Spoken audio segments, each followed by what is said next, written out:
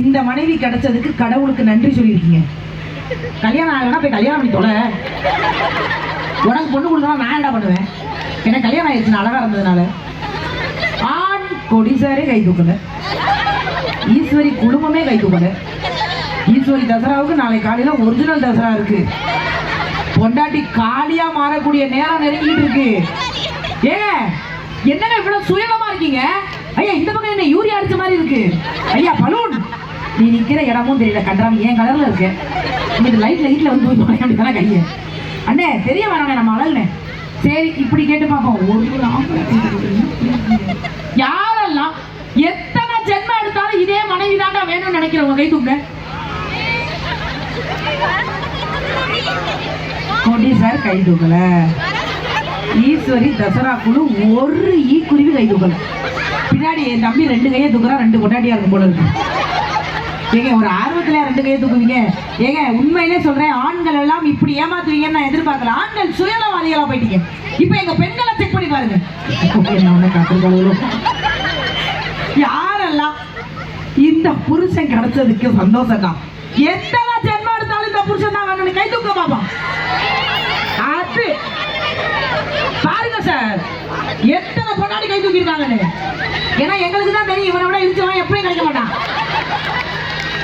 ஏன்னா இதை விட யாரு சட்னி எல்லாம் அரைச்சு கொடுப்பா நமக்கு? அப்படிலாம் கிடையாது. நமக்கு தெரியும்ல எவ்வளவு பாசம் வச்சிருக்கோம் நம்ம வீட்டுக்காரர் மேலாம். சரி இதுக்கு தான் ஆண்கள் இப்படி இருக்கீங்க. என்னை பொறுத்த வரைக்கும் இந்த ஆண்கள் செக் பண்ணி பாருங்களேன், போன்ல வால்பேப்பர்ல கூட நம்ம போட்டோ வைக்க மாட்டாங்க. யாரெல்லாம் உங்க புருஷன் போட்டோ வால்பேப்பர்ல வச்சிருக்கீங்க? எல்லாரும் வச்சிருக்கோம். எவ்வளவு பேர் கை தூக்கிட்டீங்க சார்? நானே என் புருஷ போட்டோ வால்பேப்பர்ல வச்சிருக்கேன். அப்பப்போ மாத்திடுவேன். என் புள்ள போட்டோ வைப்பேன், என் அம்மா போட்டோ வைப்பேன். ஆனா கல்யாணம் ஆகி 13 வருஷம் ஆகுது. நான் எல்லா ஆண்களையும் குறை சொல்ற ஆள் கிடையாது. கல்யாணம் ஆகி 13 வருஷம் ஆகுது சார். 13 வருஷமா என் புருஷனா சார் என்னோட போட்டோ தான் சார் வால்பேப்பர்ல வச்சிருக்காரு. கைதுக்கு மேடம் அந்த மனுஷனுக்காக 13 வருஷம். நீங்களாம் வைப்பீங்களா? 13 வருஷம் பொண்டாட்டி போட்டாவ என் புருஷன் 13 வருஷமா வச்சிருக்காரு. ஏன்னா அந்த ஆளுக்கு மாத்த தெரியாது, அந்த ஆளுக்கு வால்பேப்பரை மாற்ற தெரியாது, வாழ்க்கையை மாற்ற தெரியாது. ஏதோ வேற வழி இல்லாம நாங்களும் வாழ்ந்துகிட்டு இருக்கோம். என்னைக்காவது பெண்கள் நிறைய பேர் இருக்கோம், நம்ம சொல்றோம்ல புருஷன் நம்மளுக்கு புருஷன் நான் கிண்டல் பண்றேன் கிண்டல். நீ வெளியில போறதே எனக்கு பெரிய சந்தோஷம், நீ வரவே வேணாங்கிற. வாழ்க்கையில நம்ம என்ன அவ்வளவு கொடுமைப்படுத்திட்டோம். இந்த பிள்ளைகளை மேய்க்கிறதுல இருந்து ஒரு காலத்துலலாம் எங்க அம்மா சொல்லுவாங்க, அந்த காலத்துல 10-12 புள்ள இருக்குமாங்க. ஒரு வீட்டுல 12 இதே வலையா கடந்துருப்பாங்க. அவ்வளவு இருக்கு ஒரு வீட்டுல 12, எல்லார் வீட்லயும் 15-16 புள்ள கிடக்குமா. அப்பெல்லாம் அவ்வளவு அமைதியா வாழ்ந்தாங்க. இன்னைக்கு நம்ம 1-2 வச்சிருக்கோம், வளர்க்க முடியல. அதையும் நம்ம தான் வளர்க்கணும். இங்க யாரெல்லாம் கவர்மெண்ட் ஸ்கூல்ல படிச்சீங்க? நிறைய பேர். நானும் அரசு பள்ளி மாணவி, ஜாலியா இருக்கும். நம்ம எல்லாம் ஸ்கூல் படிக்கும் போது எவ்வளவு சந்தோஷமா இருக்கு தெரியுமாமா? எங்க அப்பா தான் என்னை கொண்டு போய் ஸ்கூல்ல சேர்த்தாரு. தரவர எழுதிட்டு போனாரு. நான் போக மாட்டேன் அழுதேன். என்னை கொண்டு போய் ஸ்கூல்ல விட்டு உள்ள எழுதிட்டு எங்க அப்பா ஒரு வார்த்தை சொன்னாரு, எவ்வளவு வேணாலும் என் பிள்ளை அடிங்க, நான் வந்து கேட்க மாட்டேன். ஆமா இல்லைன்னு அடிக்க மாட்டாங்க, இல்ல உள்ள வந்து தூக்கி போட்டு மிதிப்பாங்க. எவ்வளவு வேணாலும் வந்து அடிங்க, நான் கேட்க மாட்டேன் அப்படின்னு சொல்லி எங்க அப்பா என்னை கொண்டு போய் பள்ளிக்கூடத்துல உள்ள தள்ளி விட்டாரு. அடி அவ்வளவு அடி வாங்கியிருக்கோம். இதெல்லாம் எப்பமா?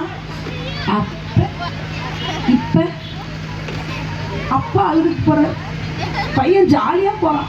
அப்பா சொல்றாரு, டேய் டீச்சர் ஒண்ணும் பண்ணிடாதடா. அதுக்கு அந்த பிள்ளை அது அந்த அம்மா நடந்துக்கிறத பொறுத்து இருக்கு. ஏன் லைன்ல கிராஸ் பண்ணா நான் ஏன் வேலையை காட்டிடுவேன்.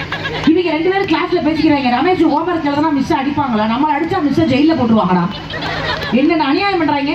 அன்னைக்கெல்லாம் ஒருத்தர் நேரம் இந்த பேரண்ட்ஸ் மீட்டிங் நடக்குமா, அன்னைக்கெல்லாம் ஒருத்தர் நேரம் ஸ்கூலுக்கே போயிட்டாரு. சார் என் பிள்ளை எப்படி படிக்கிறான்? சூப்பரா படிக்கிறான், பெரிய அரசியல்வாதியா வருவான். எப்படி சார் சொல்றீங்க? என்ன கேள்வி கேட்டாலும் நெஞ்சு வலிக்குதுன்னு படுத்துடுறாங்க. யாரா இவன்? இந்த பிள்ளைகளை மேய்க்கிறதுக்கே நமக்கெல்லாம் தனி தெம்பு வேணும். அதுலயும் இந்த ஒரு காலத்துலாம் மேடம், இங்க நிறைய பெரியவங்க இருக்கீங்க, இந்த மாசமா இருக்கிறத சொல்றதே ஒரு தனி அழகு. இங்க நிறைய பெரியவங்க இருக்கீங்க. மாசமா இருக்கும்போது முத ஏக்கமா சொல்லுவாங்க, புருஷன் தான் சொல்லுவாங்க, ஹஸ்பண்ட் தான் சொல்லுவாங்க. நிஜமா நினைச்சு பாருங்க, அந்த காலத்துலலாம் அவ்வளோ அழகா இருக்கும். இப்ப நான்லாம் அப்படிதான் சொன்னேன், புருஷன் நேரம் நான் மாசமா இருக்கோம்னு சொல்ல மாட்டோம். ஏங்க நம்ம வெக்கப்படுவோம், கருவோம். அன்னைக்கு தான் நமக்கு வெக்கமாக தொலையும். ஏங்க இப்ப நான் தனி ஆள் கிடையாது. அந்த லூசு உன் தங்கச்சி வந்திருக்காளா, அவனுக்கு என்ன கூட அங்கதான் இருக்கும்.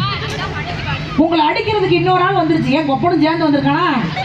ஐயோ எனக்கு இப்பெல்லாம் சாம்பல் திங்கணும் போல இருக்கு. அதான் உன் வீட்டுல வேற எதை கொடுத்து வளர்த்துருக்காங்க. நம்ம சுத்தி தடுமாறி இல்லைங்க நீங்க அப்பாவாயிட்டீங்க அப்படின்னு சொல்லுவோம். அதை கேட்டேன்னா ஒரே சந்தோஷம், அவ்வளோ ஹாப்பியா இருக்கும். இதெல்லாம் நடந்துச்சு ஒரு காலத்துல. இப்ப எல்லாம் லைவ் பிரெக்னன்சி டெஸ்ட் இன்ஸ்டாகிராம்ல யூடியூப்ல. நான் அம்மா ஆயிட்டேன், நீ அம்மா வேணா என்னன்னா ஆயா வேணா எனக்கு என்ன? இது எதுக்கு ஊர் முழுக்க சொல்லிட்டு இருக்கிறேன்? நமக்கு ரகசியங்களை